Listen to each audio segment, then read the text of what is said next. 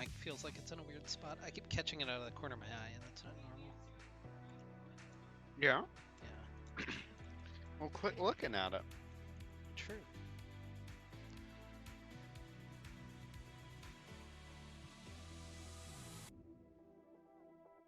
No type we play.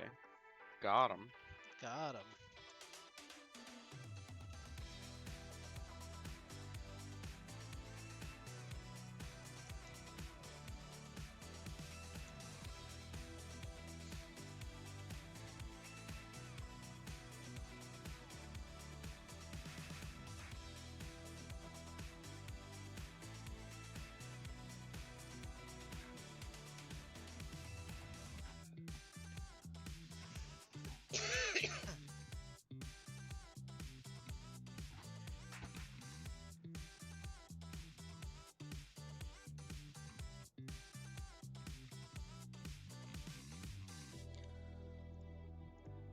Well, maybe we'll have a game. We have no opponents. Also, all of our team are just in our server, which is probably not right, but you know. And they have plenty of time, you know. There's still like multiple minutes left. Yeah. That's more than one, so in multiple. That's one is not multiple. well, it was two when I looked at it, but I understand now why you're worried. It's right now, it's not two. Mm-hmm.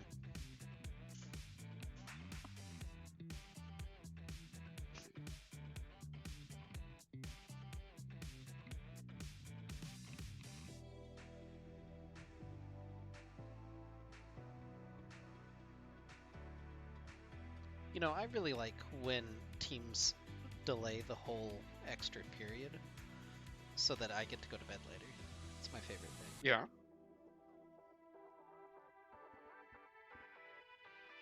I'm surprised that you like that. Yeah, I don't feel like that would normally be something I would expect you to like, to be honest. I feel like that would normally frustrate you.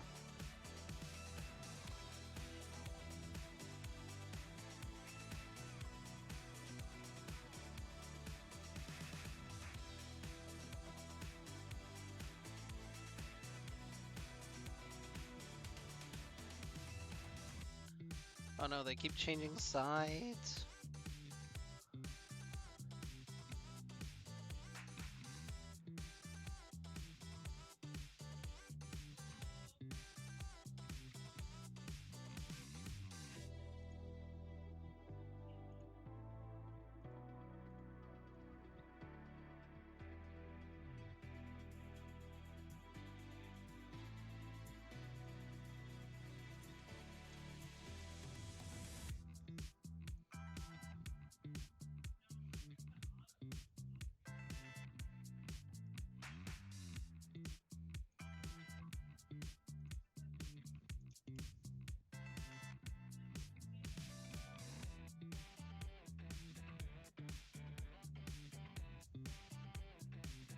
Well, now we have a couple people in here. Yeah.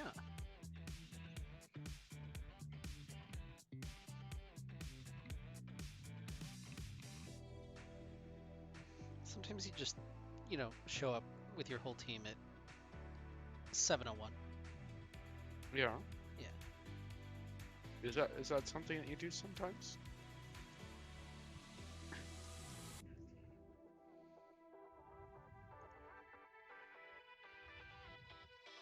And look at Lane collecting all those badges there. He's got 4 badges. That's so many. That is a large amount of badges. I'm impressed by the amount of badges. Oh, they did actually switch sides. They're so troll.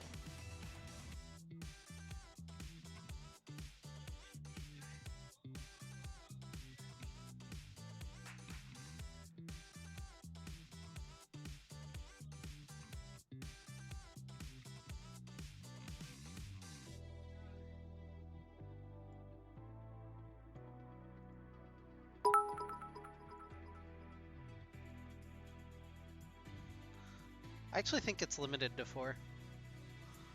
I don't know that you can get another badge. Hey, thanks, buddy, for resubbing. I appreciate you. I'm not sure what a fifth one would look like, or what it could be.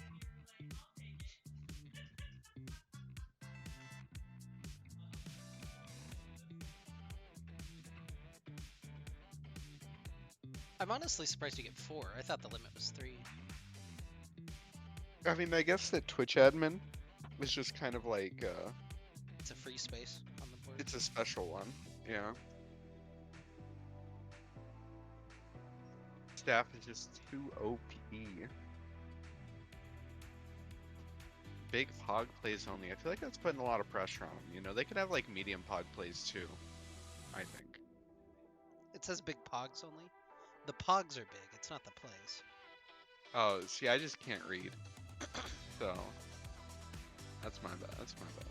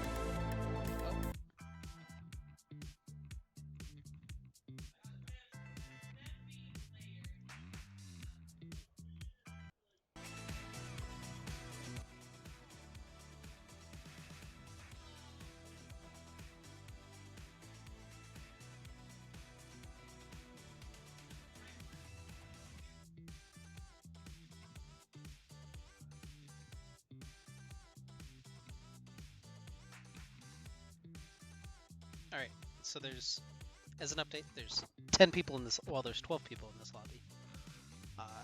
But more importantly, there's 10 players, and they're just staring at each other currently. Menacingly. They're sizing each other up. Don't have a draft link yet, if we need one. We might not need one. That would be, how do you say, the big pog.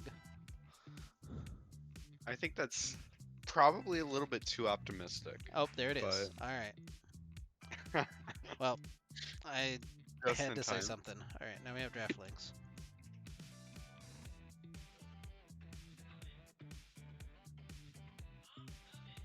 But that's okay, because we got this new draft thing we want to look at, or we want to try to use. Hendy's 2 versus AOE. Oh, baby. That's something.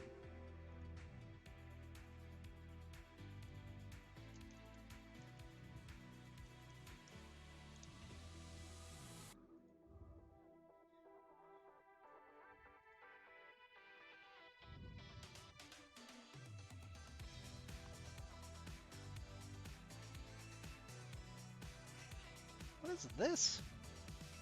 What's up? There's a hype train? I've never interacted with these before. Pog? Hype train? Completing level 1 requires combined support events. Whatever. I don't know, man. It's never happened before. Anyway, thanks, Cards, for the resub.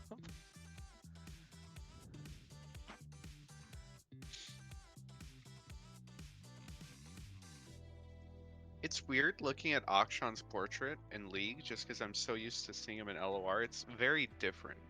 It's a different vibe, I think.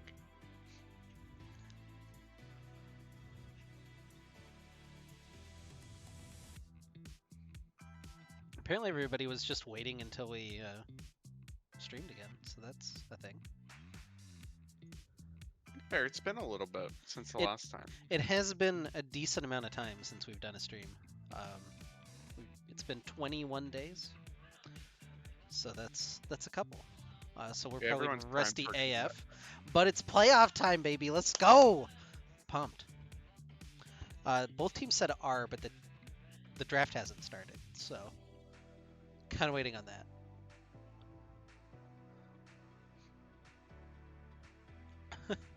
I also don't have. Oh man. Okay, we're all out of sorts on this. I have more moving parts to try to deal with, so that's a thing. They haven't started, right? It doesn't look like it. Okay.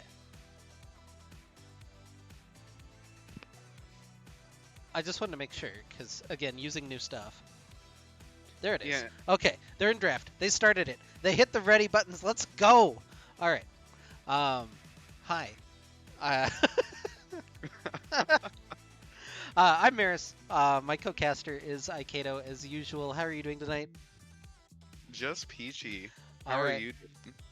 I'm doing a thing. Yeah, it's Unified Minor League playoff time. We have Return of the Middlesticks. We have AOE to be determined. They're playing a best of 3 to see who's going to move on and who is going to be very sad afterwards. So we got new graphics. We got a bunch of bans.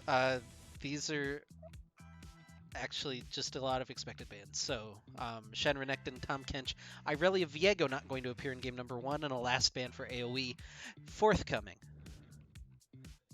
Yeah, we'll see what they decide to target. Irelia and Camille is going to be the second ban, at least aimed towards that top lane. So a little bit of priority there. Yeah, it's pretty normal on any team playing against the Tendies too.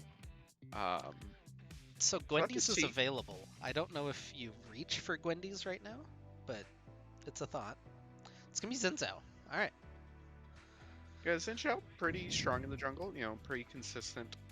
Strong in the early game. Scales a little bit better nowadays than he used to in the past. So pretty good first selection there. Doesn't show too much of your draft. And AOE responding with the Ziggs pick.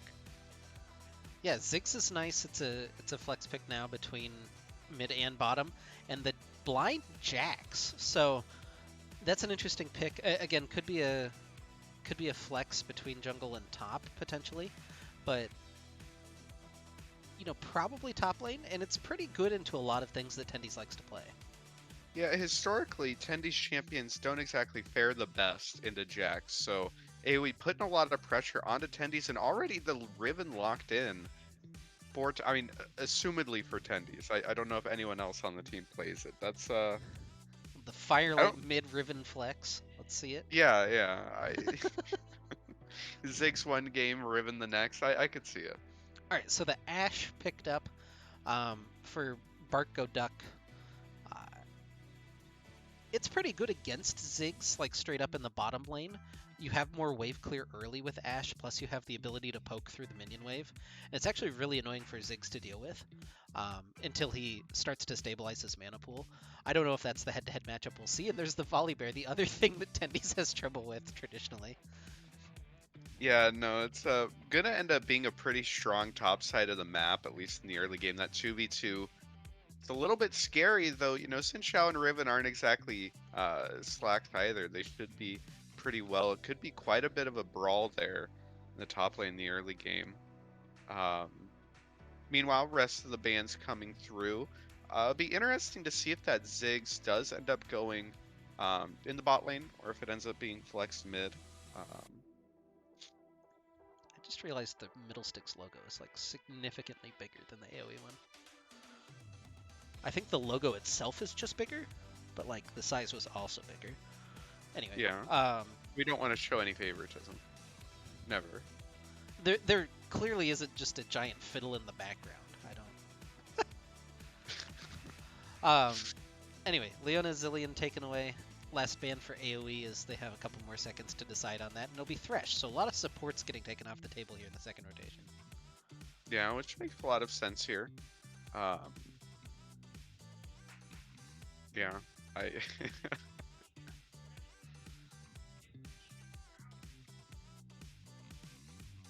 and Galio, so potentially another support ban, but probably aimed at mid lane there.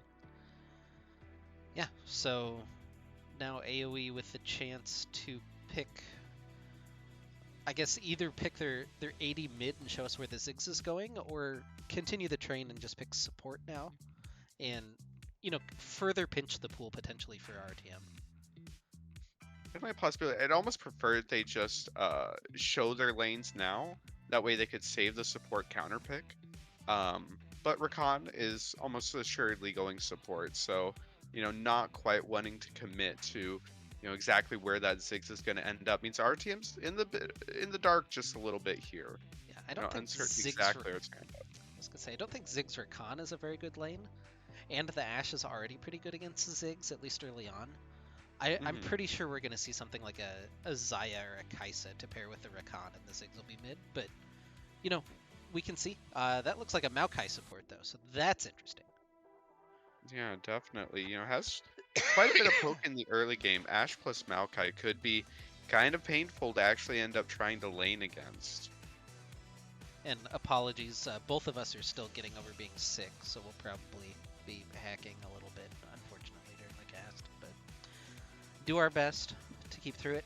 In the Cassiopeia for Firelight, it's something he's been talking about recently, and now we'll see how well he performs on the pick. It got buffed like pretty significantly. Like 10 damage on the E doesn't sound like much, but as much as Cass uses her E, that's a gigantic buff to that champion. Yeah, definitely. So it'll be interesting because I can't imagine that Cassiopeia into Ziggs is the best matchup in the world. It feels like you end up getting zoned out quite a bit in this last pick. I wonder if that's actually Vayne or if it just timed out. I don't know how Draftwall handles timeouts. If it times out, it just goes to a blank screen, so that's an actual pick. Okay, gotcha. I'm like 99% sure on Draftwall. Gotcha. Well, Vayne then will be pretty interesting. I can't imagine that lane is going to be very fun, though, for Vayne. Against Ashe Maokai, it sounds like a lot of poke, a lot of trouble to deal with. So RTM should have the pressure there in the early game, which would be pretty good. Usually you want at least a winning lane, right? Yeah, so into champion select number 2. And again, thank you guys for joining us. Oh, it looks like I'm a little off center on this. Let me see if I can fix it real quick.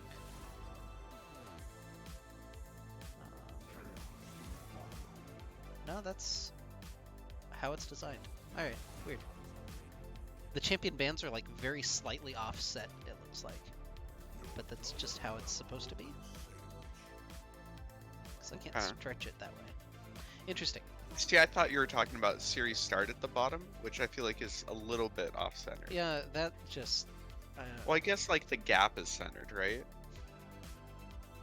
And then it's just, it has to do with how many letters are on each side. I don't know which way. Just critiquing everything. I put this together in like an hour beforehand. I received. AOE is still smaller than RTM.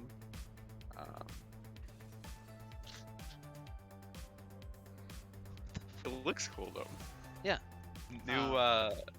New stuff. New tech. They're going really fast through this second draft, so that's nice. As I say that, now they're gonna take forever. Interesting though, at least from the early lock-ins, might be Jack's jungle Volibear top lane, which Volibear's not a very fun matchup for Riven. Oftentimes just out DPSing her in the early game. He has a bigger shield than she does, is able to trade effectively with that. So be interesting to see how Tendies is able to maneuver that matchup, and maybe Maokai jungle Xin Xiao support? Is that a thing? I think it's more likely that the players swap rather than the champions. That Loker would go to support and no type we play would jungle. Okay. I don't know. The Xin Xiao jungle could be kinda pog. Or Xin Xiao support. I don't know. Could be. I don't think it would be great, but maybe. He has the dueling power. Rakan jumps in and he just beat his ass. I think it's I think it could be the tech. Yeah. So anyway, started a prediction. tell me who's gonna have more kills in game number 1. Is it Firelight on the Cassiopeia or Barco Duck on the Ash?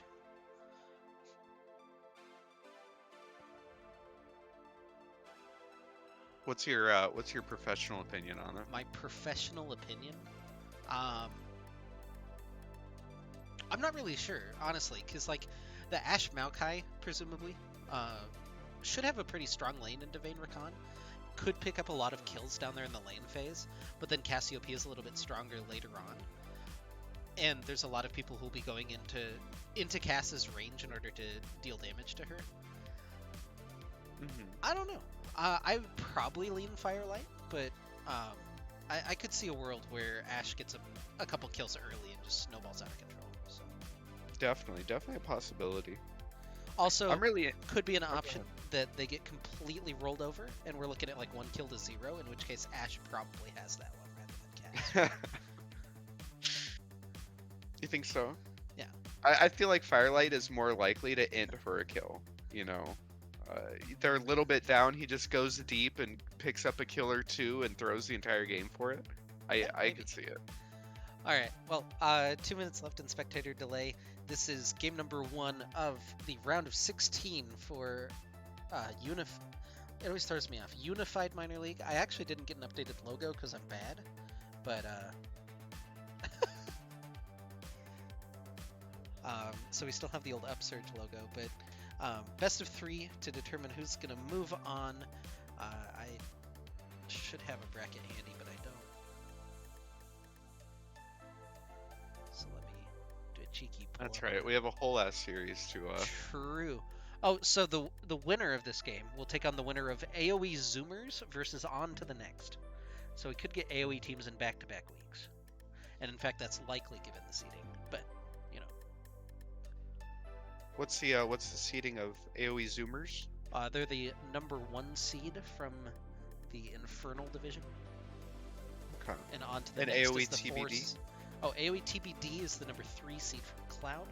We're the number 2 from Ocean. Okay. They just had 3 teams in this league? There's only 20 teams in the league, and they had 3 of them? Yike. Alright, well. I mean, good for them, you know. They're supporting the tournament. True. They are the tournament. Maybe they just put all of their teams in, so that way they can't lose. Well, they have a much higher chance of making it at that point, right? Yeah. To the finals. I mean, so if both AOE teams win this round, then you're guaranteed to have, you know, an AOE team win next round as well. It's kind of the 5-head strats if you think about it. Yeah. How many teams would you have to stack to guarantee yourself to break even? Like, what's the amount of teams you'd have to enter if you... I don't want to do the math. I don't actually want to. We have spectator delay almost over, so we'll get into game. We made it. Look at us go. We did it. We successfully bullshat for another 3.5 minutes while we watched a second champ select. And we did a great job doing it. Yeah, for sure. We talked about very relevant things, as usual. Continuing the relevancy, looking at the skins, and you know, unfortunately, only 3 skins on the side of AOE. Everyone knows skins do in fact equal wins. Do they? Have we statistically Absolutely. proven that one? Okay. Yeah, actually. I'll show you the work later, but yeah, we did a whole proof on it. I do need the math. Need the full proof on that one. Yeah, if you don't show your work, then it doesn't count. All right. Well, we're in. Maybe. Well, this always happens. Kind of weird. So yeah. I got the esports timers, like was mentioned, I guess, and is an option to do, but the dragon doesn't have an icon, so it's kind of weird. Like the Baron has the very official Baron icon, but the dragon doesn't. I don't know how I feel about that. Okay. I mean, Baron's less important than Dragon, right? No, Baron's If more you think important. about... It's got the icon. Oh, well, Dragon doesn't matter. Who even cares about Dragon? Yep, for sure. All right. You've got the blue side. You got the Yeah, blue side of the rift. We have our boys return the Middlesticks. Tendy's 2 in the top lane on the Riven. No type we play in the jungle, playing Xin Shao. Firelight with the Cassiopeia mid, and then Bart Go Duck and Loker with the Ashe Maokai bottom lane. And on the red side of the rift, wearing the red health bars for game number 1, is Area of Effect Esports to be determined. They really should figure out a name at some point. In the top lane, Holy Fool on the Volley Bear. Jigdif Unreal in the jungle playing Jax.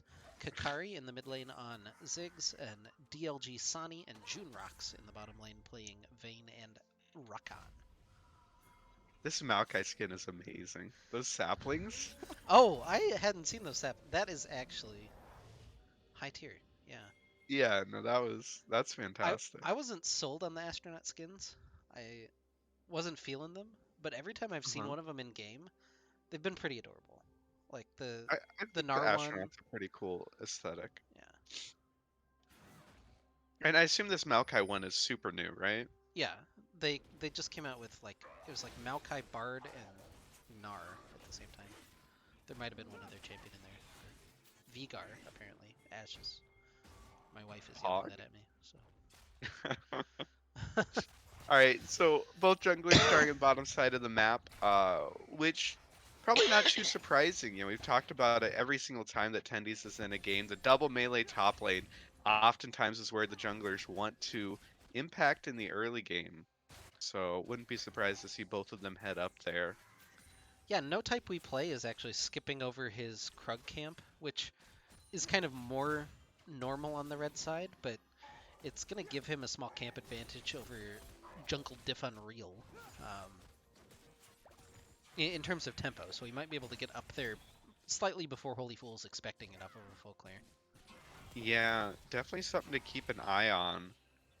Whereas if Jax does end up full clearing the entire way, even if he shows up a little bit later, he may have the level advantage. So could be a deciding factor there. As Holy Fool already has just been shoving in and is about to crash it. Tendies looks like he was able to freeze it right outside of turret range. So definitely a potential gank there set up in the top lane. Yeah, meanwhile in the bottom lane, a lot of damage going down onto Marco Duck. Good trade so far by Sani and Junrox, and Tendies trying to cut through some of that health, kind of almost telegraphing that his jungler's headed up there, which, I mean, you would expect. Oh, he's got to get the can. Oh, no. It's over. Oh, not like this. Cannon in exchange for a favorable trade? Probably not worth. Well, see, if you kill the opponent, then you get 300 gold, whereas that cannon was only worth 60 gold. Oh, true. Anyway, here comes the pathing up. They're going to just secure the Scuttle Crab or Firelight and no type we play, so... Unreal going to have a little bit of difficulty and head toward his bottom Scuttle now, but with Kakari shoved in and on low mana, might be tough for him even to contest that if our team wanted to, but looks like they're going to let him have that for free. In Oh, our did that team's ward time bottom out? lane, Is this the timing on this gank? in top lane there? Yeah. I think the ward just timed out as it was getting pinged. I think they had the timer on that. I'm not 100% sure, but yeah. The issue is that Holy Fool literally has to walk up an int if he dies here. Just because it is slow pushing into him, so... Yeah, you just can't stick around too long. Interestingly, though, here in the bottom lane, Barco, Duck, and Loker have been having a little bit of trouble. They ended up losing out on the level 3 and got taken advantage of. Firelight looking to turn onto Kakari, ignites him, ticking down into the Twin Fang for the first blood. He'll get knocked up and traded by Unreal, and somehow the int came true in the top lane. You were saying he needed to walk up so far, and Holy Fool does. And Tendies and No Type We Play punish him in the top lane as well. So 2 for 1 for our TM cross map. It was a good trade kill in mid for Unreal, but overall, AOE coming out on the worst end of the trade. Yeah, considering 3 people... Ooh, flash, though, from Barco Duck. Sani just flashes forward, looking for the autos, the exhaust, doing enough work. Sani low gets autoed down, but that's a favorable trade again with the damage, or the gold going on to the 80 carry for AoE, and now here comes Unreal looking for Loker. He's got the Bramble Smash to try to knock him out of the jump strike, but Kakari is here as well. Does he have the timing? Not quite on that Bramble Smash, but the flash will get him out to safety as he does have to walk over a couple of those candy mines. Yeah, ends up pretty even there, though, with the wave pushing in. Barco Duck is going to end up missing out on a lot of XP, a lot of gold, and if Sani wants to freeze that, he definitely can. could be pretty bad. And actually, Rakan canceled his recall, so we saw the ping go down on top of his head. So RTM knows they're not going to die to it, but just a little bit of a cheeky play there from the Ooh, AOE bottom lane. Tendy's trying to continue that trade, but you can see the shield from Holy Fool really making sure that he can't get it in. Meanwhile, Firelight doing a really good job onto Kakari. That roam costing him maybe a little bit in the CS department as Firelight farms that one up. He'll hit his Petrifying Gaze, and that means that they'll have the inside track on the Scuttle Crab that's about to spawn, as well as the Dragon potentially. Yeah. And Firelight doing a really good job here in the mid lane. Already a 10 CS lead, has had the push continuously against Kakari. So, I was a little bit wary of the matchup when Champion Select, but obviously Firelight doing a really good job in it. Even while getting ganked, just applying so much pressure. Yep, and it'll secure a Dragon for ROTM, that Cloud Dragon going away. That Ocean Emblem's kind of squished. That's kind of weird. Anyway, Ocean Dragon will be the next one up, as Junrox and Sani still getting shoved in underneath their tower, but they have to be careful. The all-in potential from the Rakan Vayne we've seen already once before. Yeah, though, despite giving up the kill, RTM bottom lane still has a pretty significant CS lead. The continuous shove here has been doing them well, and it's allowed no type we play to actually invade in on this blue buff. He might get caught out here. Jax is about to walk in. Yeah, Jax walking in, could have a full 4v4 down here. Twisted advance in from Loker onto Sani, but now he's caught on the wrong side, gets condemned into the wall. Sani trying to tick him down, walks through a sapling, has the blast cone out to safety. The volley over the wall. Not quite there. Sani's still alive, but we're focused on him. I'm worried about him. Firelight on the hunt. Does he have enough to get in range? Dodges back away from the grand entrance, but Junrock should be fine with the battle dance away. And Sani lives. That was a close one, though. Yeah, and ROTM wasn't able to hand off the blue buff to Firelight just because Jax did end up showing up, but still able to steal that away. And with the difference in respawn timers here, ROTM could contest their own blue buff if they wanted to. Jungle Diff Unreal is going to have to stick around in the top side of ROTM's jungle for quite a while, waiting for that blue buff to spawn. Yeah. Meanwhile, Tendy's has equalized the CS advantage, so that's actually really good to see if you're ROTM. And hopefully once he hits an item or two, he'll start to swing this lane back in his advantage. Although it's pretty hard for Riven through the entire game, and especially now with level 6 on Holy Fool, if he wants to pick a fight and have the dive from Unreal, it could be Unreal, in fact. Oh, Ash Arrow? Ash Arrow? Oh. All right. One thing, though, is that because this wave is slow pushing in, they know Jax is up here. Tendy should not walk forward. Yeah, Tendy's running to be an alcove gamer, but Unreal hits him with the jump strike. They throw the Mega Inferno Bomb in. Tendy's able to dodge it out. No type we play looking for the counter gank, but he's not going to be able to get anything done. And, burning a flash for being in that situation isn't terrible, but now they still somehow have to navigate this slow push.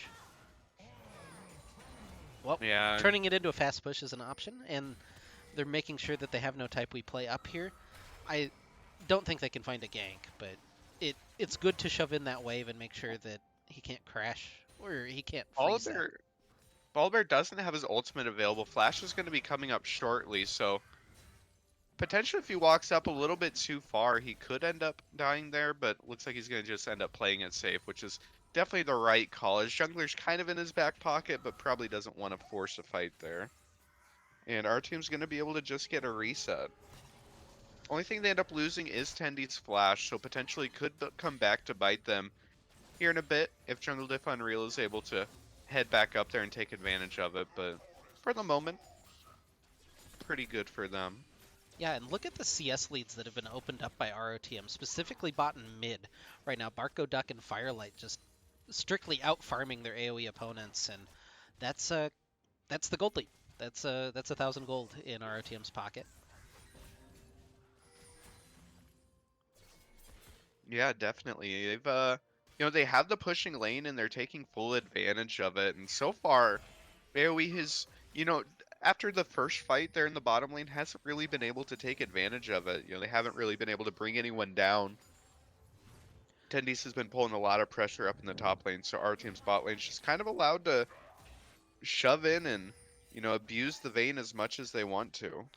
Yeah, Though, now just as in I comes say the it. sweep. He goes through the quickening, but Oh, good Nature's Grasp from Loker is going to slow up the advance. Sani getting pretty low. Barco Duck standing his ground, just opening up with that Ranger's focus, and it's going to deter that gank from AoE. So nothing really happening. Oh, Sani's so low. A couple more autos, but not quite going to be able to find anything.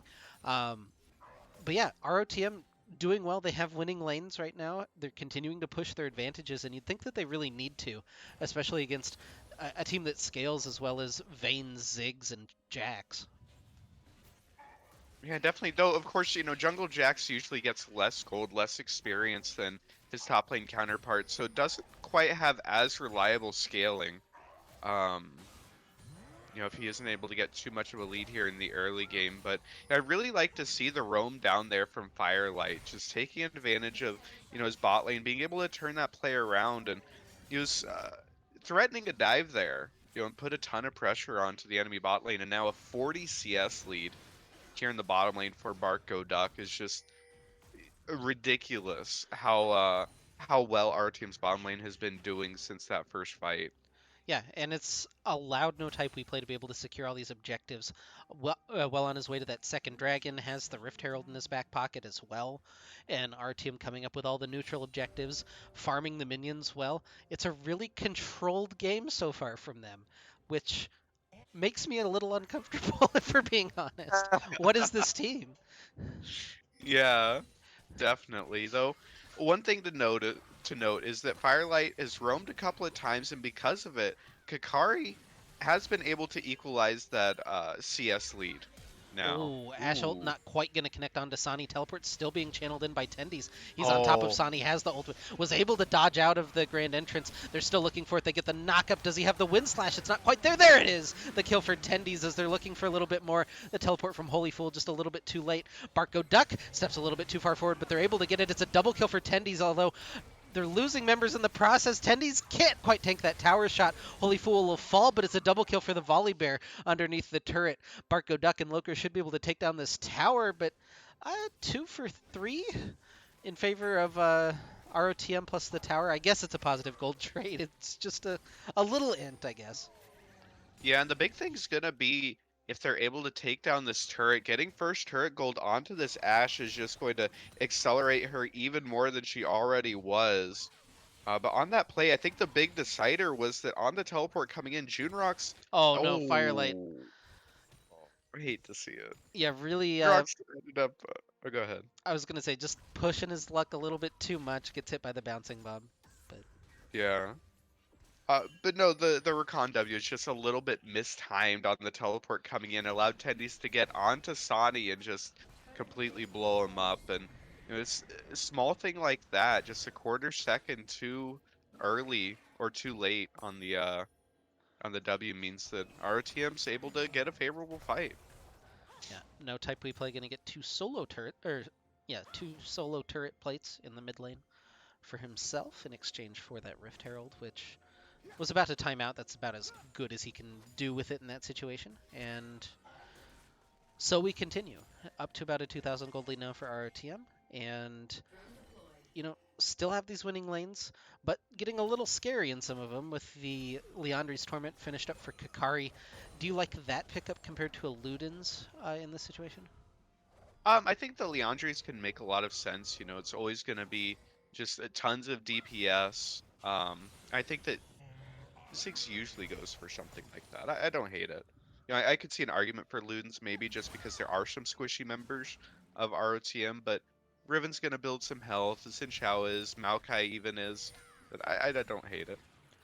I almost want to see it just from a movement speed perspective, but um, it's hard to argue against Leandri's. It's just so much extra damage that you don't always have. No Yeah. type we play trying to steal away the red buff. This might be a little bit greedy now. Doesn't have any cooldowns as he does turn on to Jungle Diff Unreal, but he'll smite away his own red buff. They'll take a ward in extra. Firelight trying to dodge out of all of the damage from Kakari, and it's just not quite there.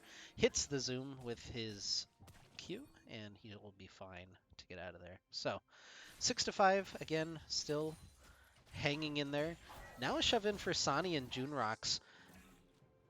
Do you pull the trigger on an Enchanted Crystal Arrow? Do they actually have the damage for it? Doesn't look like they're that confident yet. No mythic item completed for Ashe. Just yet. And despite the CS lead and even the assist lead here for Barco Duck, if you actually look at the inventories, the only difference right now is just the Vamp Scepter. Showing an all-in, the extra sustain doesn't help out that much. Played a little bit controlled here, just gonna take the reset, finish up the Mythic, and then walk back to lane. It's definitely more controlled line of play. One thing though, Kakari of course has been able to even up that mid lane CS, but Tendies has grown a lead there in the top lane where once it was completely even, a little bit scary even.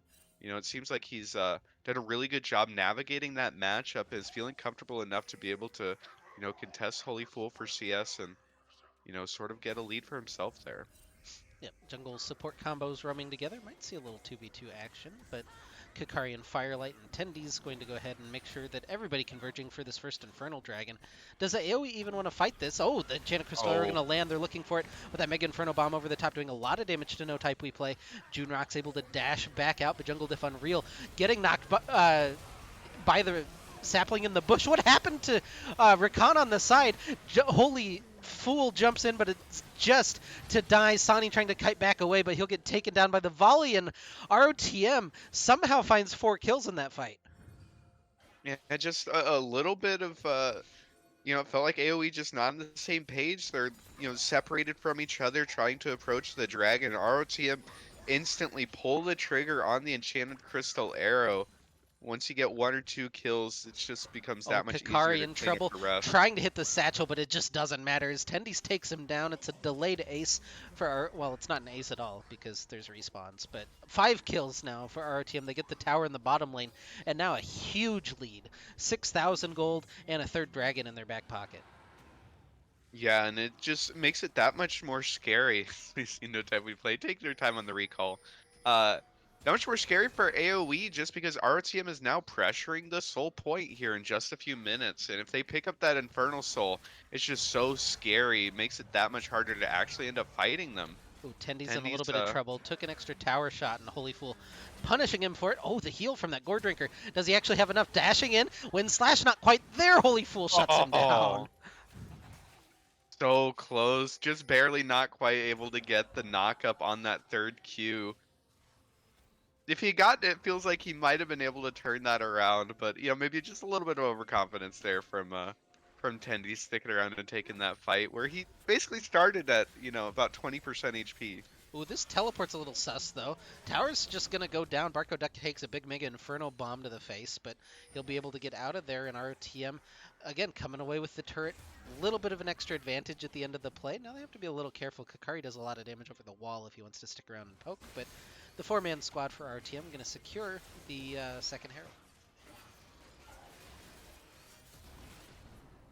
And Tendi's duking it out with Sani in the bottom lane. Does he have any more gap closers? There it is. Gets the stun, but the condemn away from Sani is good, and he's starting to turn this around. This is really good from Sani if he can secure the kill. Oh. Dash back in from Tendies. Does he have the combo? The Q, he's got the kill. He's looking to turn, knocks up Junrocks, continuing to chase down the Rakan. There's no one to come to help him. And Tendies, oh, not quite able to find the Wind Slash, the quickening enough to get him out to safety. But Tendies able to find the kill on Sani and almost turn around a 1v2. Wow, it looked like Tendies just didn't have that fight, didn't have a clean start to it. And Sani did a really good job kiting it out, getting the damage down, but once you end up chasing the Riven into the bush, it just becomes a little bit scary. Tendies played that really well, is able to just somehow turn around enough damage to be able to pick up that kill. 80 carries trying to fight top laners, imagine. Imagine. Well, Kakari able to pick up his own blue buff, which is actually pretty big. That'll really help out the wave clear of AoE. They do need the AoE wave clear. Oh my god. Go ahead. Yeah, on a serious note, literally their only form of wave clear is the Ziggs. And while Ziggs, of course, one of the premier wave clearing champions in the game, still a little bit scary when you have one champion for 3 lanes. If ROTM was able to set up a good 1-3-1 split push, it could be pretty scary here for AoE to deal with. Yep. If you were betting on the prediction. You've got Firelight right now ahead, 2 kills to 1. If we're going kill participation, he's getting smashed though, 8 to 4. But unlucky it was Unfortunately, strike kills. But everyone's KSing Ash. Feels bad. yeah, a little bit of a risky ward take there by AOE, but not going to get punished for it. Oh, Ooh, the cleanse is good from Sani. Probably good that he took the cleanse into the Ashe matchup. That feels like a solid pickup for Sani. yeah, Ash, Maokai, even Cassiopeia. There's a lot of lockdown, and if you're able to cleanse out of a flash W from Maokai, you're instantly much better off in the fight than you otherwise would have been. So I definitely like that decision. It makes it even more impressive that they were able to get such an advantageous fight at the beginning of the game, against the ROTM bottom lane, with one less combat spell. Yeah. So now RTM just trying to turn the screws a little bit. 1 minute to go on this Infernal Soul spawn. And one issue looking at the Infernal Soul is of course spawning here, and just take a peek at the inventories. Barco Duck has completed his second item, Firelight as well.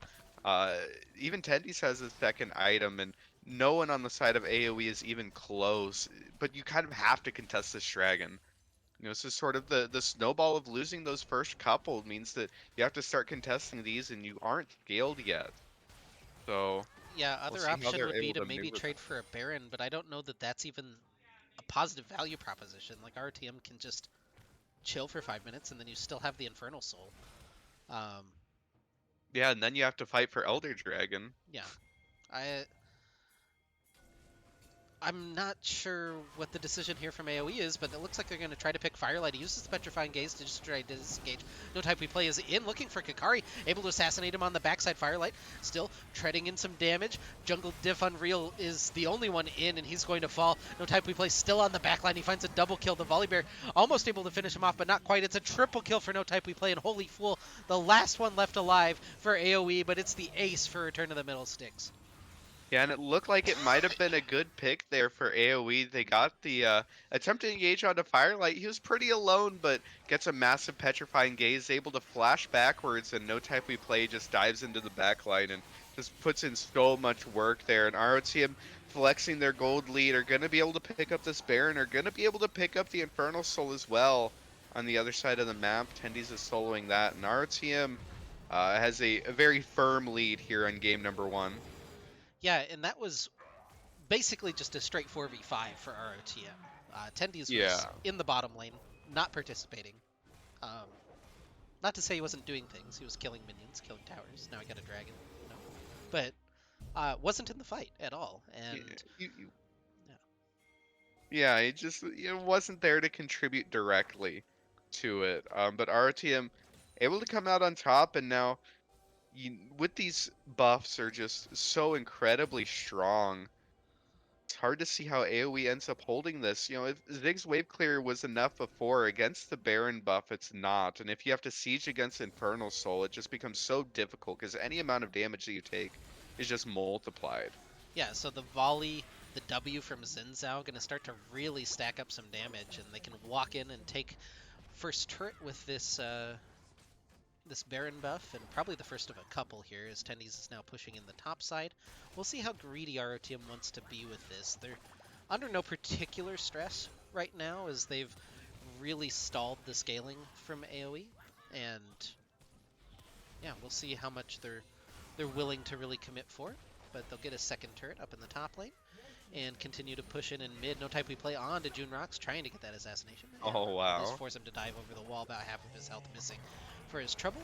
Mega Inferno Bob coming to wave clear. Holy Fool looking to pick the fight. Tendies is low. No Type We Play dives in, but not quite able to find anything. Good disengage from ROTM, but the Petrifying Gaze, they lock him up onto the Miasma, and Firelight is on a rampage. Loker almost falls to the turret, but not quite enough damage there. The volley plus the saplings almost take down Sani. No Type We Play low. Ooh, just sidesteps the bouncing bomb.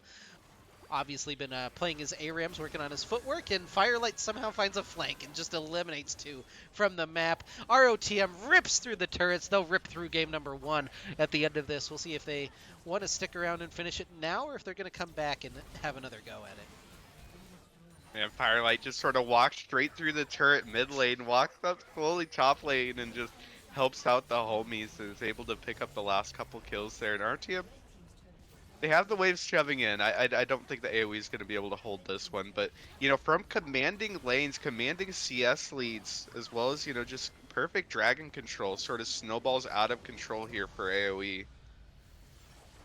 That, I hesitate to say, was a really clean game from ROTM. Not the usual variety that we get from our Diamond team. Really scary to look at if you're another team in UML. But we'll see if they can close out the series now. 1-0 up, looking to close it out here in game number 2. So we'll be back just a couple of minutes with that. How do I define a buff? You mean like that blue thing that I get? Um, I get those all the time. Sorry, Firelight's being he's having fun in chat.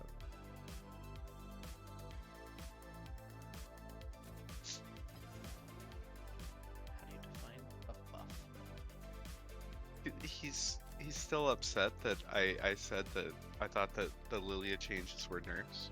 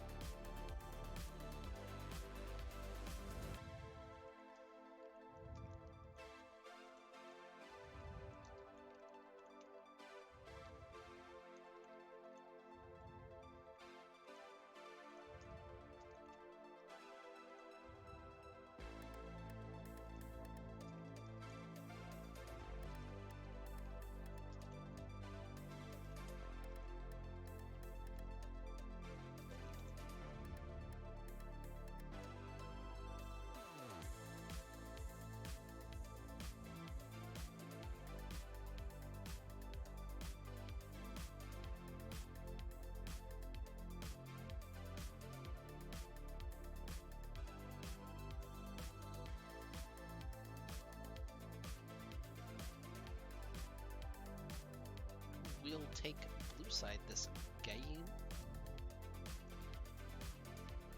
Indeed. They do be taking the blue side.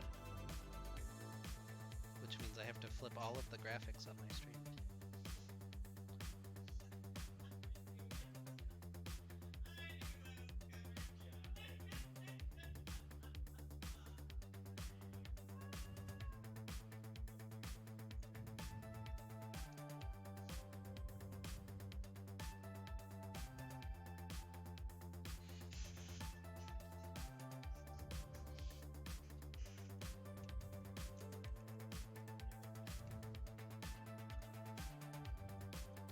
Why are these pixely?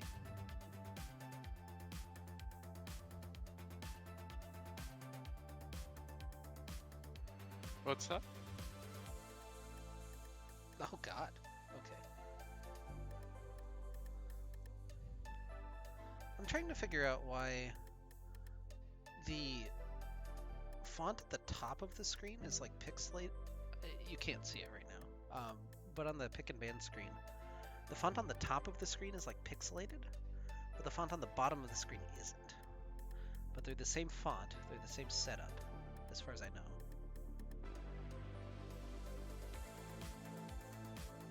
By outline. Oh god, no.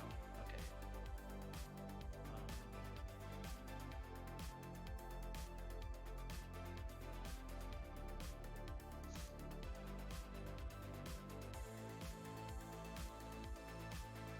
What if I made it? Oh, like that helped. Okay. What is your secret?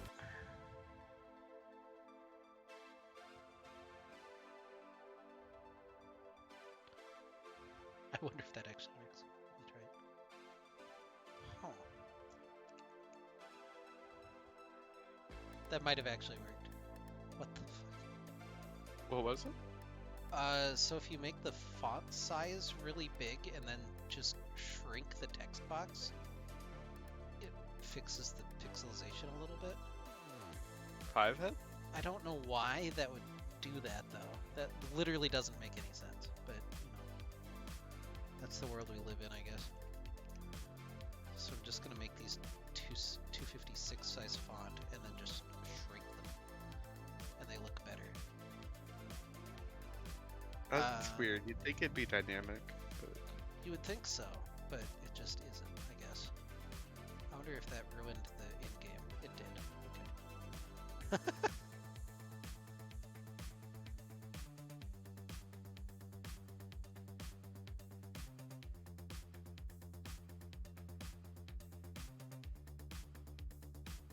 Alright, so that's thing number 1 I fixed.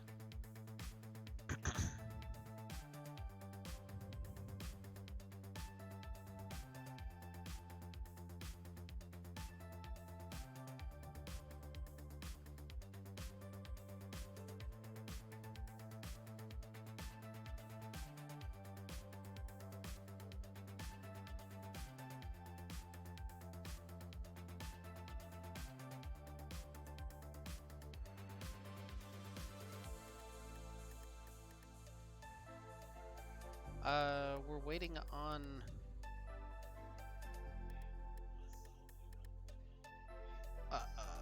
we're waiting on somebody from AOE to get into the lobby before we start, so... If you're curious what we're waiting on currently, that's what it is. I think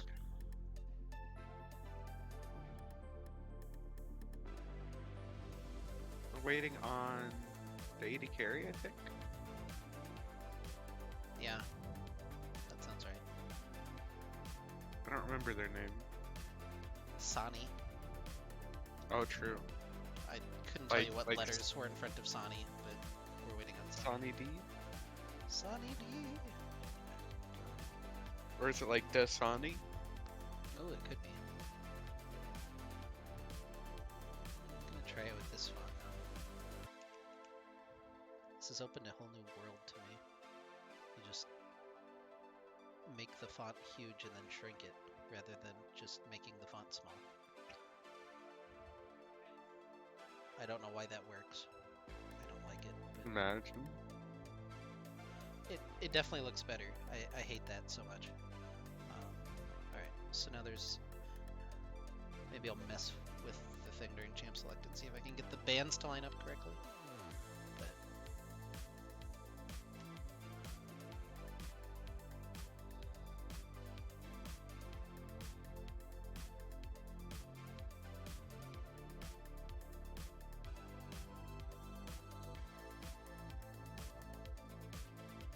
I really want them to start so I can pick better champ select music, but they're not. They're taking their time. We do just be vibing, I guess. Yeah. You know, usually because we're on the delay of, like 3 minutes, usually by the time we come in, we only get like a minute or two before they're ready to go. So when it's not like that, I think it's a little jarring. So do you want to try some LPL champ select music next? See how that goes?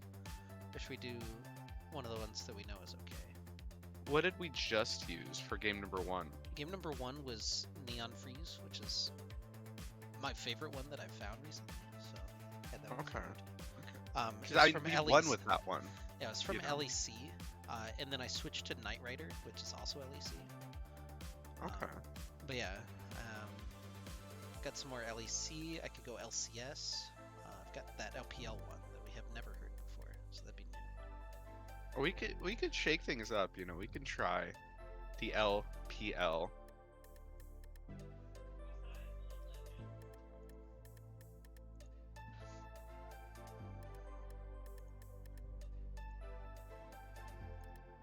Alright, I like this. This is the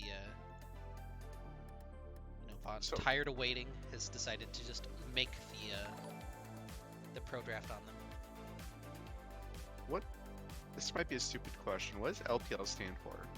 Something Players League? It's LOL Pro League, I'm pretty sure. Like the one L is for League of Legends? Yeah, Huh. Okay. yeah, Tencent League of Legends Pro League. Yeah. Okay. LPL. I buy it. It's China. I don't.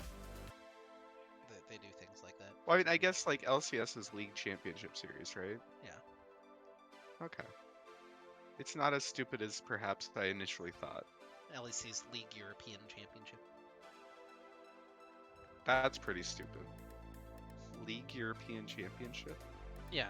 Do you not remember when they rebranded? Everybody was all over it. I don't know why that ever stopped. I remember. Probably because LCS sucks, but Yeah. I don't 'cause know. there's just a distinct lack of "leck my balls" jokes and things like that. Why? LEC, my balls, leck my balls. Yeah. Anyway, I had not heard that. Is You that hadn't like heard a that common one? joke that I just it missed was out on? when they did the rebrand, but it just hasn't happened recently. So Okay.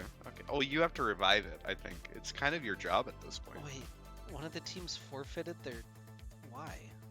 Okay, there's a team that just forfeited their playoff match, and it was a 3 versus 2 game too, not like a 1-4. Did they just like? I don't know. Did they not get people? Oh, looks like maybe we're gonna start draft. Yep, draft has started. Draft has started. Let me get this LPL Champs League music. Let's see if it's a banger. It's called Better Than Great. Oh, there's a different one called Plates of Steel. That sounds pretty hype. Anyway, we're into Champ Select. For game number 2, ROTM leads 1-0.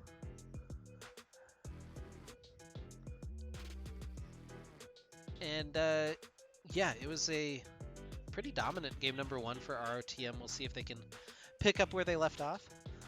So far, Irelia taken away is the same start for AOE. We'll see what they want to change up. They selected blue side for game number 2. And what do you think they're looking to first pick?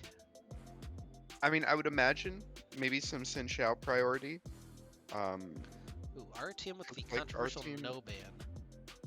Maybe not. Hello? Oh, that ban is Tom Kench. I don't know if they're going to let that go through, but we'll see. Hi. Okay, well, it looks like they're moving on. So Diego gonna be the second ban, so assumedly Camille then for the third one. But I would expect to see, maybe a Xin Xiao pick, just because ROTM did first pick it, and they did pretty well with it. He applied quite a bit of pressure, and it felt like Jungle Diff Unreal on the Jax just wasn't really able to contribute to the match all that much. Alright, so they're dropping the Camille ban for Maokai. Yeah, which Maokai, is pretty annoying. He do be a pretty annoying champion though. Especially during that laning phase. There's just so much poke, so much damage that comes out. It's just very difficult to play against, as well as a lot of lockdown. He provides safety for his backline champions. I can definitely understand not wanting to play against that again. Yeah, so Is the RTM Xin ban makes go me ahead. think that it'll be the first pick. Ziggs. I wanted to call it before it happened. Ugh. I talk too interrupted much. you. It was my fault. I know. I'm sorry. All right. I will Anyway, quit talking. you can just pick the next two champs then. Here, go ahead. Next two champs. I mean, this is obviously Ash, and I don't know. Maybe a jungler. Uh, is there like a good flex pick right now? What can they flex? Because Gwen's. R3 is gonna be tendies, right? Oh, maybe. So is there like a mid support flex? Mid support flex like Karma. Probably not. Maybe. Graves. Graves is a jungle mid flex. Let's go. I don't think Yeah. Firelight plays it, but technically should be a jungle mid flex. Could be jungle top flex. I don't know that. It feels like it could be a tendies champ. Like he's definitely played at jungle, right? But I don't know that he's Yeah. the Graves I mean, top lane player. Graves mid, like, even if Vaughn doesn't play it, it's not that hard, right? Like, you just perma shove. That's just kind of the Graves way. You just shotgun. Yeah, you use shotgun. Leona, gonna be the lock-in, which I think makes a lot of sense into Ashe. Usually you want to try and make her a little bit uncomfortable. And the Rakan didn't have enough pressure, I think, in the last game. So, maybe just a little bit more sturdy, a little bit stronger in the early game this time around is what AOE's looking for. Yeah, it still feels like they're playing. Well, never mind. The statement I was gonna have is gone because Nocturne is actually the thing that helps secure the dive, right? Yeah. I was gonna say like Ashe would still be able to poke and be super annoying and get that early shove, but now with the threat of the Nocturne gank might help turn that around and Riven lock in for tendies, ban the volley bear immediately. Don't blame him. And Renekton is the second ban. I guarantee it. This is absolutely a Renekton ban. This is a Renekton ban. Alright. It is. Alright, cast taken away as well, which understandable. Again, Firelight had a really good performance on it. And then, you're looking at mid or support probably. And so Thresh, which was banned last game, but leaves a couple of things open that were not banned. So we'll see where our team wants to go. Is this support? Is this mid? Is this jungle? What do you think? So I mean, I would assume that we see support here since we already see the Leona, right? I think that would make sense, and then you can save your mid for a counter pick. You know what you pick for support? God knows. Lulu. Okay, with the double 80 carry composition, I think that makes sense. So RTM really kind of lacking a front line right now. Do you think that's it's a Galio angle? Or do you think that Galio needs more help getting in? I don't know that. So the other team is diving, right? True. Nocturne Leona is diving. Ziggs not diving, but throwing stuff forward at you. The team comp only goes one way right now for AOE. It doesn't disengage. Blank. Blank. Pog? Neat. We'll find out what that is in a second. They're still just not saying anything about it. That's Mundo. Okay. I like that they took an extra, 10, 15 seconds to decide what that was. That's smart use of their time. Yeah, and now they get that extra 10, 15 seconds on this pick. I mean, or it's just Poppy, I guess. It's Corky last second. All right. Taking full advantage of their time. I think it's important. That's the min-max right there. Yeah. So into the Corky, we'll see what Firelight opts to take here. Xerath is a champion that exists and is open, and he's had success on. Yeah, I don't know that that's super great into the Corky. I'd almost like to see something more mid-rangey, but it's gonna be the Xerath, so. Well, I feel like you don't threaten Corky is kind of the issue. Like Corky, I guess I'm thinking past Corky. You can't just build Hex Drinker and sustain. I don't know what I'm talking about. I'm in season 7 mode or whatever. Get me out of here. So our team though, with the 4 range champions, double 80 carry, you have Lulu, you have Xerath. It's a difficult composition to execute. I think that's usually the big decider. in these mainly ranged compositions. It's just how you're able to execute, because it's much harder when you don't have a front line, when you don't have a tanky boy, you don't really have any forms of engage other than maybe an Ashar or Tendi's just kind of YOLOing in.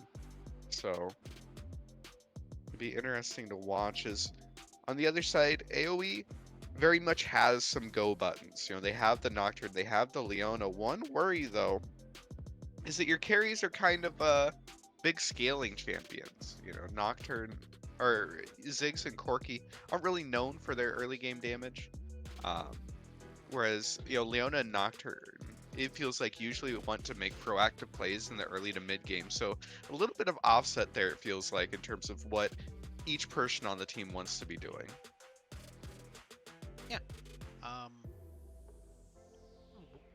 Weirdly, AOE is the team that's readied up so far. We're waiting on Loker to jump back up so that we can get started. Here for game number 2. I'm not entirely sure what's going on. They were apparently talking to an admin earlier, so we're just filling time for a little bit. Yeah, actually, they have an admin in their chat right now, so that's neat. Nice. You love to see it.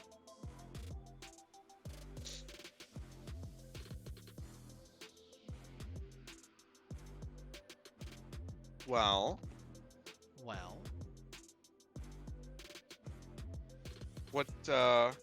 What bet are you wanting to do this game?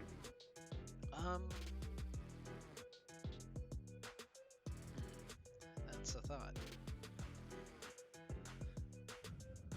We could do. We could do like total damage. No, I'm not gonna remember to look at that. All right. I got you. Okay.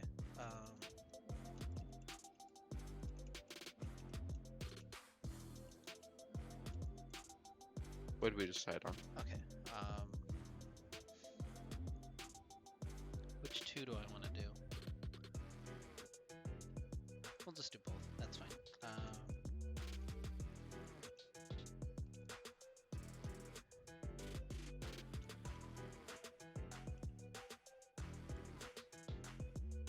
All right. So tell me, who's gonna have more kills? Tendies by himself, or Firelight versus Firelight plus Stucco Bark? So with New Mundo, is he like? Can he brawl with people in the early game, or is Riven just gonna kind of roll him? So he kind of pokes in lane phase. He's kind of dumb in that he can poke through the minions with his E or around the minions with his Q. But he doesn't brawl with anybody. Okay. Early game.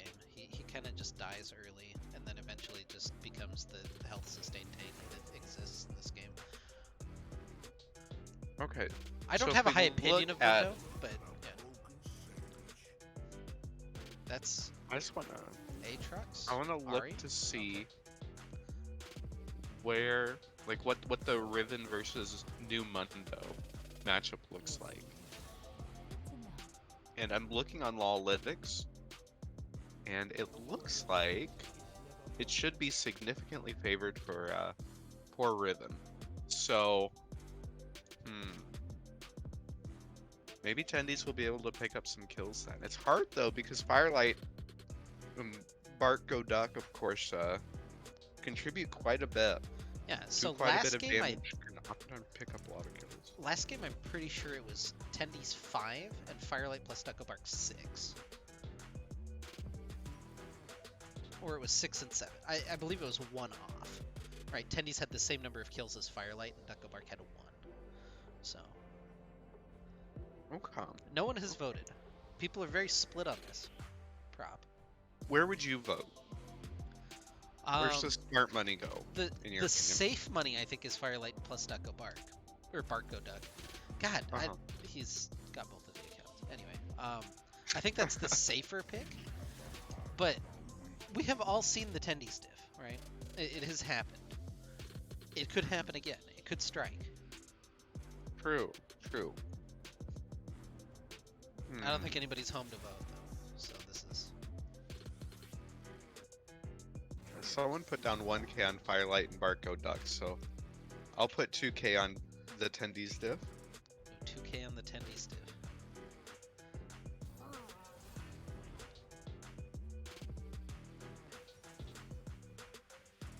Attendees better not let me down.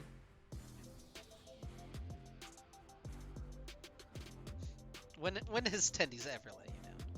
Let's be real. You know that one time that we were in UML and we lost? When is he ever let you down? Literally never, actually. Yeah, true. Literally never. We didn't even talk about the Ziggs bottom, but Well, that's what the delay's for, right? Like we have the 3 minutes, and we can fill it with all sorts of facts oh yeah, about we do Ziggs still bottom. have another 3 minutes. Jeez. I forgot that Ziggs was in the game, like not from a league perspective, but from just like he's a Yordle that exists. Because in LOR, the new region is Bandle City. Wouldn't he be Piltover though? Piltover's on. So no idea, because like every single Yordle kind of has ties to two different regions, right? Yeah, maybe like Vigard, Tristana, Teemo. No, Teemo's already Ionia. Yeah, I don't know. Yeah. So Teemo's PNZ right now, but whatever. I think a lot of people are saying that it'll probably start doing like dual region cards, um, which I don't know what the fuck that actually means. Does that mean that you have to run them with both, or they can be in either? Who knows? Some people even said that maybe you'll get like two different versions of Teemo, like PNZ Teemo and Vandal City Teemo, and they do different things. Well, that kind of makes sense. I mean, eventually they're gonna run out of like league assets, right? They're gonna have to start doing skin assets, maybe. Like In just terms have of, just have like a Star Guardian uh, expansion eventually, or something maybe, like that. Magic has that, right? Where they Yeah. have a lot of cards that, are just like the same person in the lore, but they're different cards. I So mean, they like, already I have don't, some of the KDA cards, right? So it's not. they do It's already like a thing in LOR. kind of. I mean, they don't like explicitly, name or show a character. I mean, they kind of show a character, but I don't know. Anyway, we'll find out in a couple weeks. In the meantime, though, Ziggs bottom. Yeah, Uh, is the Yordle from Vandal City. There he is. is he from Vandal City? Is Uh, that like where he well, is? he's from Vandal City, and then he went to Piltover to study under Heimerdinger and Jace. But Okay. he's not a good student, and he likes blowing things up, so he does that. I think that one thing I found out here in the last couple weeks is that I know very little about the league lore, and apparently everyone's heavily invested in it. How do you feel about everyone who's super pissed off at this ruination event and its lore writing? So I think it was pretty mid. Like it felt like the same writing as the dating sim, but it's not a dating sim. It's supposed to be a serious lore event that happened, Uh-huh. and I don't know. The ending was super contrived. I don't know. It's just super mid. I hope that like I really want the Ruined King game to be super good. I've been excited for that. The gameplay looks good. I hope that the story is also good and makes me feel better about this universe. But yeah, it was just super mid.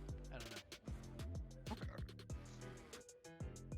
I Like I'm not like actively hating it the way that other people were, but there's a lot of choices that are just kind of weird. I guess I was surprised because I don't think about the lore like at all. Like I pick up like I know everyone's deal, right? Like I know kind of who everyone is and kind of what they do in the lore, and I just don't care beyond that. So the fact that it turns out that in fact everybody super cared about the lore this entire time, and that the writing in the Ruination was so bad that everyone just Like it has to doesn't be turn up me in off arms. I'm of just League surprised. because like the game League of Legends is fun regardless of what the champion's lore is. But I really Uh-huh. want the other assets to be good too, right? Like I really want the Ruin King game to be good. I really want the MMO to be cool, right? Yeah. But if this is I the style of writing that happens in the MMO the whole time, I'm not playing that. Like I can't I get guess I'd invested be in that. If that's what surprised. happens in the Bilgewater game, I can't play that. That's just not fun. I don't. So like in my mind, I guess League is so divorced. Like the game League of Legends is so divorced from the lore in such a way that I don't know, lore feels like very much side content. Whereas, for hopefully for, the Ruined King game or an MMO, they would put more focus on it because you have to actually interact with the story. Whereas in League, like you just have no incentive to. I just couldn't imagine caring about the lore. But I don't know.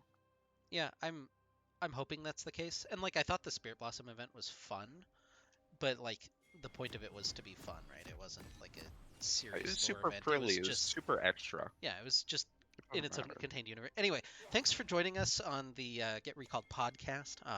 We got a game of League of Legends though on the blue side of the rift, fighting for their playoff lives here in the Unified Minor League is AOE TBD. Holy Fool in the top lane on Dr. Mundo, Jungle Diff Unreal playing Nocturne, Kakari in mid on Corki and DLG Sani, and June Rocks walking toward this bottom lane with Ziggs and Leona. And on the top side of the rift, wearing the red health bars, we have Return to the Middlesticks. Looking to shut this one down, end the series in a quick 2-0. These two in the top lane on the Riven. No type we play on the Graves in the jungle. Firelight playing Xerath mid. And then Bart Go Duck and Loker on the Ashe and Lulu bottom lane. And Kakari it's kind kind of. of interesting. Oh, Sorry. go ahead.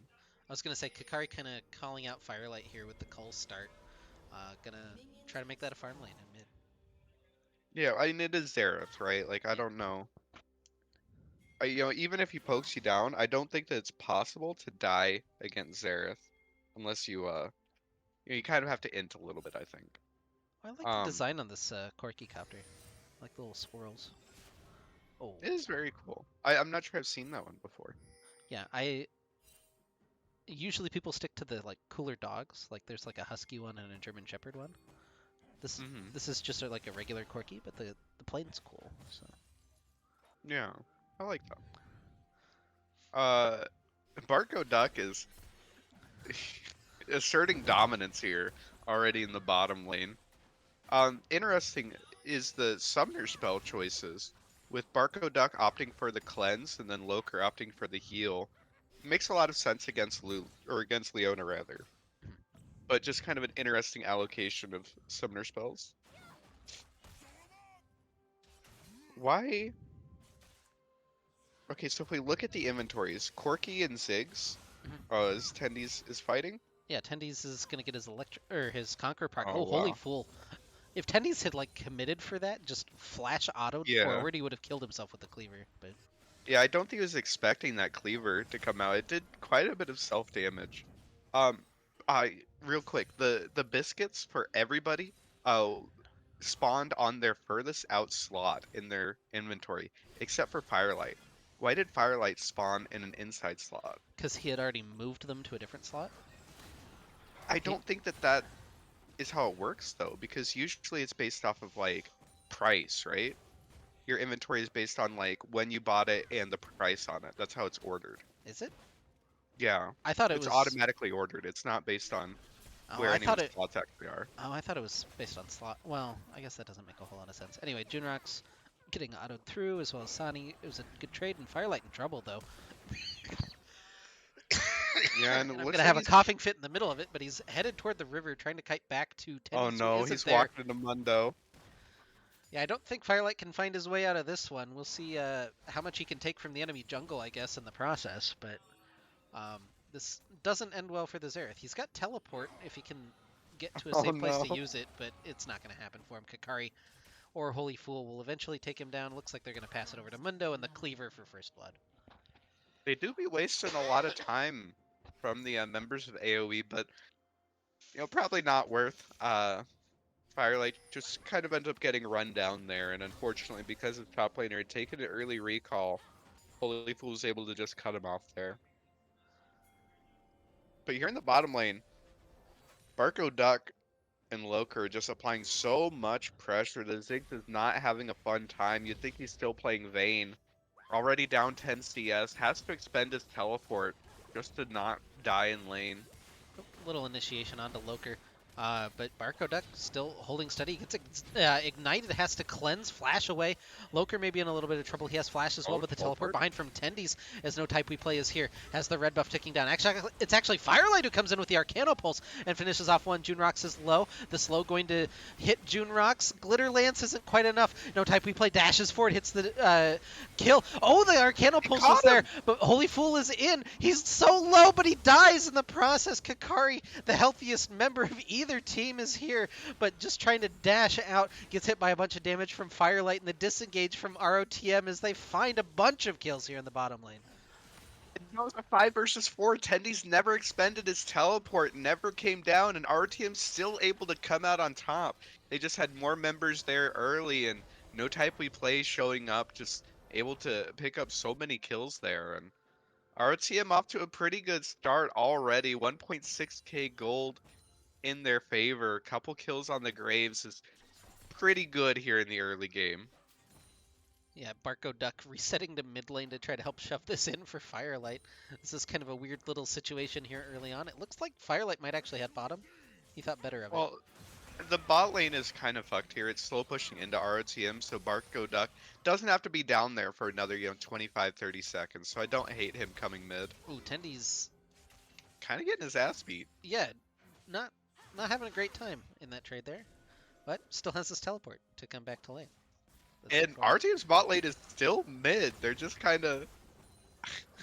I don't. I mean, they're missing out on CS bottom. Now it's just unreasonable. Yeah, Tendi's still sticking around up here in the top lane as well. He's not under any particular threat, but this is a little bit risky with Jungle Diff Unreal is level 6. They're trying to cut off the Nocturne first. They turn and just take him down. He kind of got split. He walked the wrong way. Leona was trying to walk around the other way, and he ends up getting full punish. Tendies is 6 as he comes back in. He's got his ult up the Wind Slash, and an auto is there for Tendies as he gets a solo kill in the top lane. And Holy Fool was standing there. He was waiting for Tendies to come through, to throw a cleaver at him. And Tendies expends the flash, able to chase him down and pick up that kill. And everything coming up ROTM right now. Oh, Kakari? Ooh. Firelight? Oh, no, he's tanking He's tower. tower He's range. taking tower. Oh, he got the kill. He's fine. All right, well. What?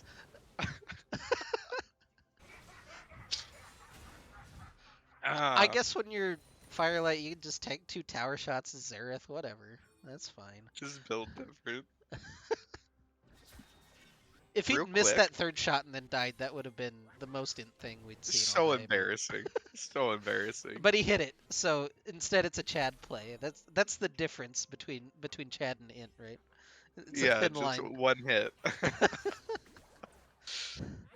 I think I would say that Grave skin is really pretty. I like that. That is the new Sentinel skin, right? Yeah, they charge you $18.20 for that. Oh, I mean, it has completely different animations. Even the walk animation's different. Yeah, true. The gun animation is different. It's a very nice skin. Yeah, plus he probably flirts with Vayne for no reason, like he does in the event. So he just threw out the grenade? There's an animation to grenade? Oh, they're so dead. Jesus. All right, Loker picks up the Chad Lulu double kill underneath the tower. Wait, that grave skin's actually so amazing. What the fuck? Yeah, it's actually really cool. I like the effects on it. It's pretty.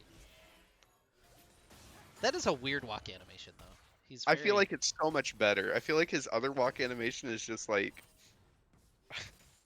I don't know.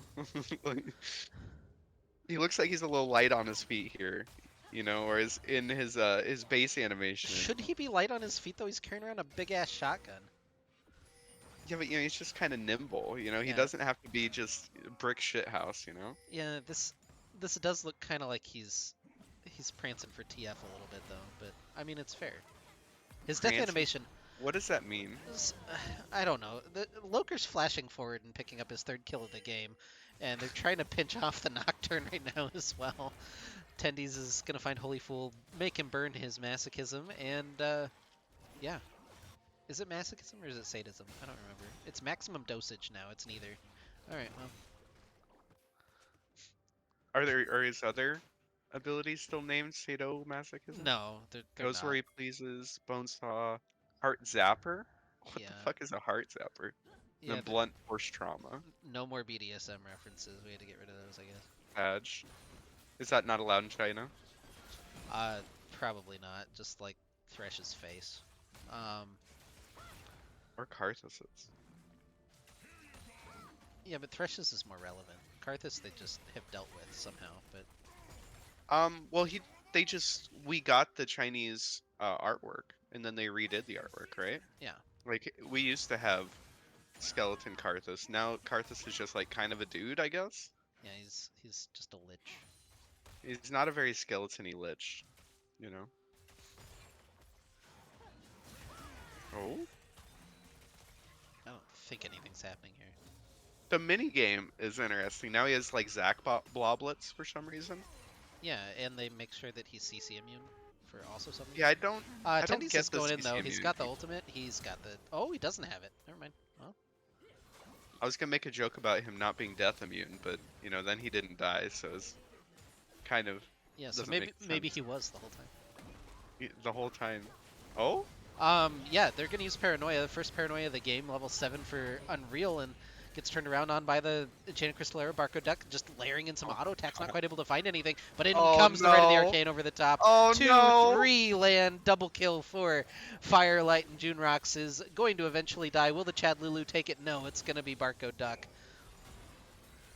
And what a disaster. AoE committed with the first Nocturne ultimate, tried to get something, but Barco Duck is able to flash the Nocturne under the turret, and then they just turn it around, and ROTM with the roam downs, with the sick play on the turnaround, able to pick up a couple of kills, and now this game is, you know, it do be snowballing. 13-2, ROTM's a little bit far ahead. Yeah, they're doing all right. Back to an earlier discussion. When Graves dies, he gives up one of TF's cards, so it's implied that they're together. He Anyway. gives up one of TF Yeah, cards. so when he dies, he's What does got a that mean? TF card in his hand, and it like falls as he dies. It's very sad. Okay. Um, that's Wait, why does that imply that they're together? because he's holding on to it to look at when he's dying. Like his They're dying friends, moment, right? he's yeah, they're good friends. Um, Why do they have to be together, man? Can they not just be friends? this feels like the opposite uh, conversation that most people have. Well, I But don't yeah, know. Like, you know, you kind of said he's prancing for TF earlier. You know, I feel like you're I trying to say something. I I That was feels like I'm you know not you're trying to be. saying something. Uh,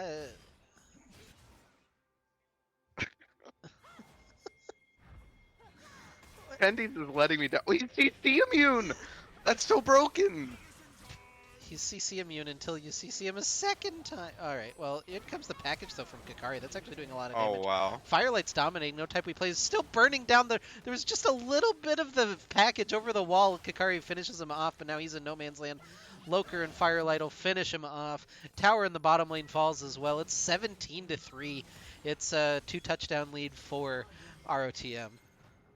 Yeah, pretty far ahead here, and you know, it is a shutdown pickup there for Kakari. The issue is, you know, if you take a peek at the inventory, you know, he spent the gold and he's still behind there in the mid lane. 2,000 gold. Firelight is Loker! just so massive right now. 7-1 and 5.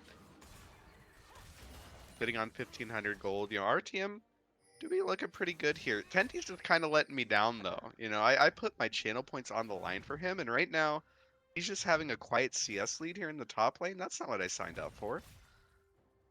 Yeah, we're still waiting for the Tendies diff to come online, I guess.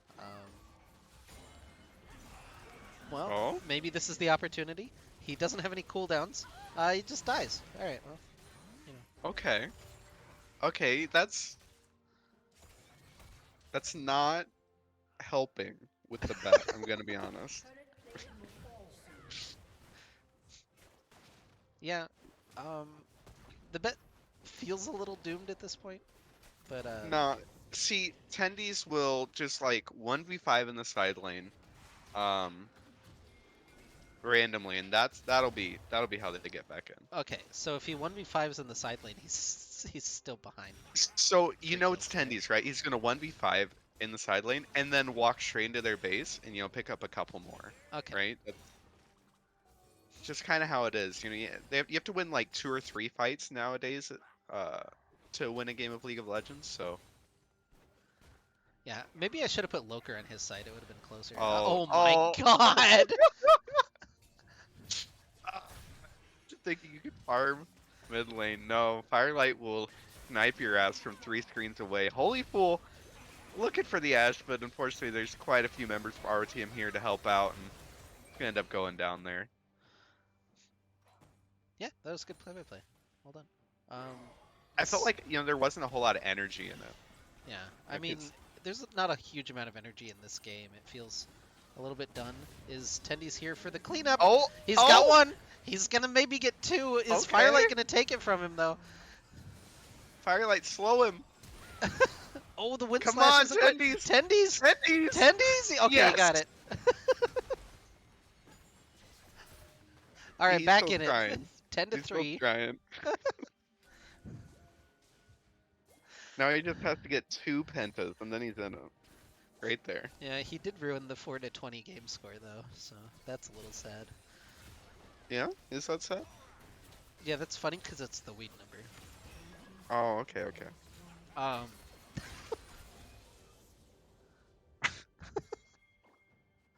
All right. There's a Herald up.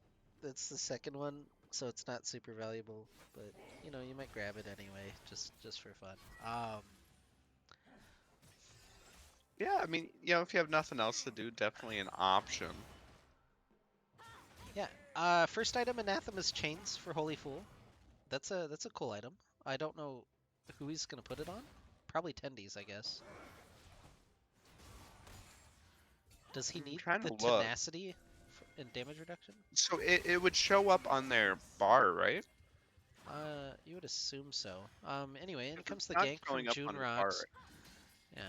Tendies diving in and out of the bush. The regen almost done now from Holy Fool. That ultimate is finally finished. Sani is also here. Tendies looking for it. Finishes off Oh June my Rocks. god. But can he turn around a little more? He can't. He's going to get shut down by Holy Fool. But picking up another one for the tally. And we'll see what RTM... Oh, my no. god. Oh no. Oh, Firelight. All right, now maybe in a little bit of trouble, though, is Unreal diving onto him with the paranoia. Loker trying to get there. He sped up. He flashed to try to save Firelight, but he wasn't there in time. Here's my question. When Mundo ults, he gets like super hulky and loses his shirt, but when his ult goes away, his shirt comes back. How Yeah. does that work? What are the mechanics of his shirt? I'm trying to think of something funny, Loker? but there's actually serious things happen. Oh my god, no type we play just eliminates Unreal. Trying to kite back through, block some cleavers from Holy Fool. The package just kind of separating the fight. No type we play still low. Tendies is here looking to turn this one around, getting burned a little bit by the package. He's going in, looking for June Rocks. Oh, dashes out of the Zenith Blade. That was really nicely done. Tendies still looking for a little bit more. Don't know if that was intentional, but that looked kind of clean, just sort of swapping sides there Oh, on the Leon. Kakari And she walking back in. misses. He's over the wall. Oh. He's going to find Kakari on the back end of that one. Sani now next in his sights. Does Tendies have it? He's going to dash over the minefield. Takes a little bit of damage. Gets knocked back by the satchel. Has the ultimate with the wind slash. He's got the double kill. Oh my god.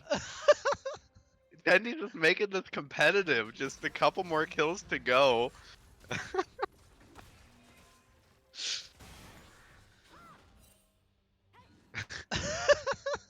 That was wild. He went on a hunt. He smelled blood there of Kakari. He just walks all the way around and Barco knows. Duck is separated, but he's got the flash. That was clean. He's out. Yeah. Jungle Diff Unreal is looking for these plays in the side lane, trying to make some sort of pick, something to get them back into this game. And Mundo's kind of strong. 5-3 and 1. He picked up a couple of really big shutdowns. So he has 2.5 items. He's got more gold than Tendies. He's kind of like, so he's not the richest man in the game, but he's 2,000 ahead of his closest teammate. Oh no. Oh my god. No. Oh. Ah! Damn it. I look up, a blue circle appears. I know it's inevitable, but I still try to run. 1, 2, 3, 4. Each blue volt strikes me down with pinpoint accuracy. Before my eyes close, I see Von Zareth dancing half the map away. Thank you, Lane. That was beautiful. That was beautiful. Hitting him with some spoken word. I feel that. Yeah. He didn't redeem the copy pasta, but we'll read it for him anyway. I appreciated it. Kakari not Oh appreciating it my right now. Loker god. and Firelight just gonna chase him down. And no type we Oh, play he snipes stole it it. from Vaughn. He stole What a it. god! He took it away for the bet. He's helping out his homie Tendies, making sure that Firelight doesn't get another one. All right, 28-7. Our team has to be careful not to be the Atlanta Falcons in the Super Bowl, but uh, kiting back away, it's the comeback might be on for AOE. They get the pick on to no type we play, and maybe pinching in on the rest of the members in the jungle. Barco Duck is Oh just my kind of god. autoing Holy Fool, but it doesn't matter in any real meaningful sense. Firelight and Loker trying to kite back away. Firelight picks up June Rocks on the end of that one, but he's kited his way back to the Nocturne. Getting hurted in a little bit here. Dusk Trail trying to hurt him in Firelight, doing any damage he Oh, can. He's going to get snared up. He gets shut down. Loker's going to fall as Tendies well on the end of coming. this one. But Tendies is coming. Tendies and Barco Duck looking for it. Jungle Diff Unreal, the first victim to Tendies. Holy Fool still getting autoed down very slowly by Barco Duck. Tendies looking for the gap closer to try to get in. Kakari's here layering in with the Gatling gun. Tendies is forward. Gets the Oh my stun. He takes down god. Kakari. He's Oh, going to take down Holy Fool as well. It's a double kill for Tendies. Tendies. He's on 10 kills. He's only 2 behind in the bet now. He's gotten the 10 Ds. He just needs 2 more. Yeah, he Yeah, also 'cause do be it's 10 like and 2. 10 he decent do 2. be 10 decent too. uh, I'm really impressed that Tendies has been able to make this, a competitive bet. Who knew? Oh, come on, oh, he take. Oh, stole he the took it. bluff! He took it. That's the tech. That's how he gets back into the bet. He's gonna tilt Vaughn, tilt Firelight, and then suddenly The that's how red he buff gets back in. tick was enough at the end of that to say, oh my god. Oh my god! Stop Sonny, it! the Stop sidesteps, it! the juke, Sonny's alive! Oh We no, have is won. Vaughn alive though? Unreal on top of him. Gets the fear. The Mega Inferno Bomb over the top finishes him off and takes him off the map for a second. No type we play, and Loker's still looking for it. June Rocks getting the engage. The teleport coming in from Holy Fool. The Solar Flare stunning him up, and in comes the teleport from Tendies. This Tendies could be the turn coming. for ROTM. He's looking for it. Can he find the gap closers necessary? He gets the Oh, knockup. He gets one. Well, another one taken by no type we play. It's come on, Tendies. 11 to 12 now. Oh, Tendies, oh, just dodges out. He's got to commit forward now into Holy Fool. Sani is so low, he doesn't see him, though. Tendies still looking for Kakari, dashing forward onto it, gets the stun. oh, Not able to oh! take, oh, he gets the kill. We're tied in the bet, which is the most important thing that's happening in this game. Sani and Holy Fool trying to Come on, kite pick back him up. away, and Tendies is going to take the lead. He's over the wall onto Holy Fool, gets the stun. Loker's there trying to slow him down. Holy Fool is low and falls underneath the turret for the triple kill for Tendies 2. He actually catch up. That's so insane. He was like 1 and 2, like I don't know, 5 minutes ago. Our inhibitor's RTM. under siege. It's 37 to 11 for ROTM. Firelight is here. They're going to compete over these last couple of kills potentially. This will decide the fate of the bet, which is more important than the game because that one's pretty over.